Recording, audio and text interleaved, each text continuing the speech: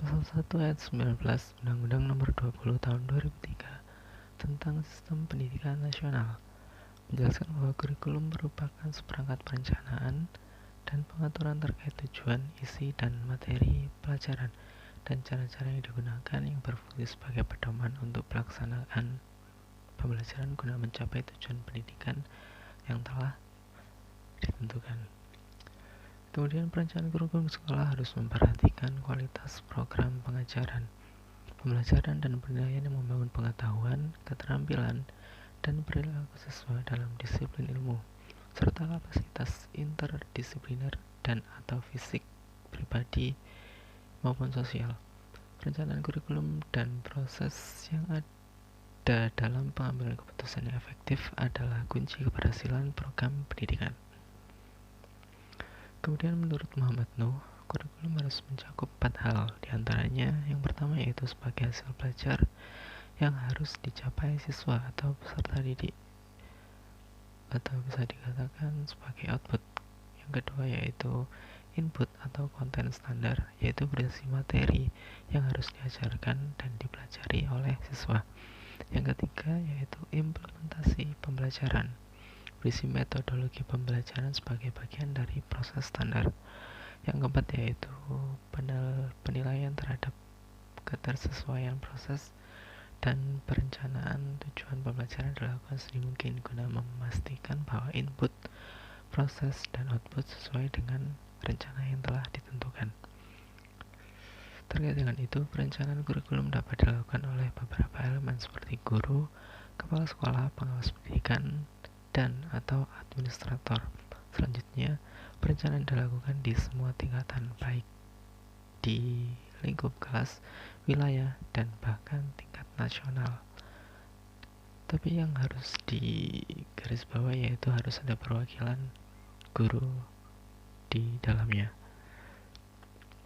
Kemudian ada langkah-langkah penting dalam perencanaan kurikulum.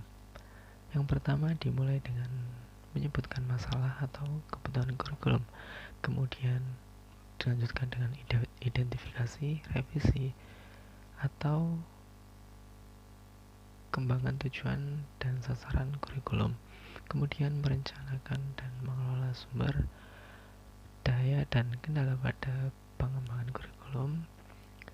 Selanjutnya menyebutkan fungsi dan memilih komite kurikulum yang akan digunakan untuk perencanaan dan pengembangan kurikulum. Kemudian ada merencanakan serta menyatakan peran dan tanggung jawab semua personil yang terlibat dalam perencanaan kurikulum. Selanjutnya yaitu identifikasi dan analisis kemungkinan kurikulum baru, program atau inovasi kurikulum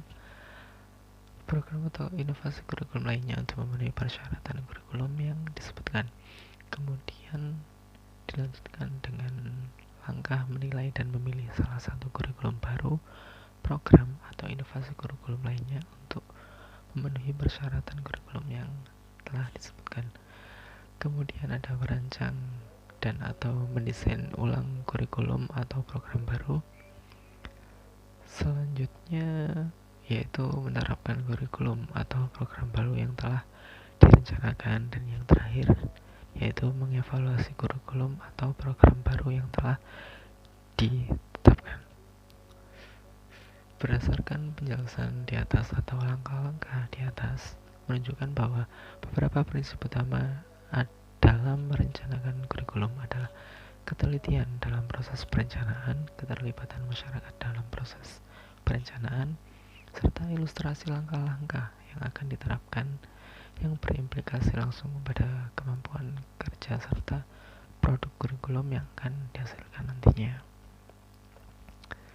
Selanjutnya ada elemen kurikulum.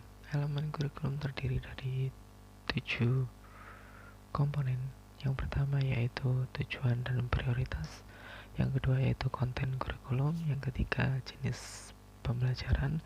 Yang keempat ada organisasi pembelajaran. Yang kelima adalah organisasi isi.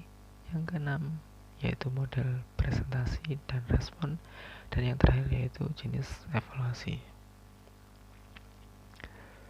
Ada beberapa aspek dari perencanaan kurikulum yang harus diperhatikan, yang pertama yaitu konsep yang jelas, yang kedua yaitu kerangka kerja yang komprehensif, selanjutnya yang ketiga adalah antisipatif dan reaktif, serta yang keempat sekaligus yang terakhir yaitu tujuan pendidikan yang konkret.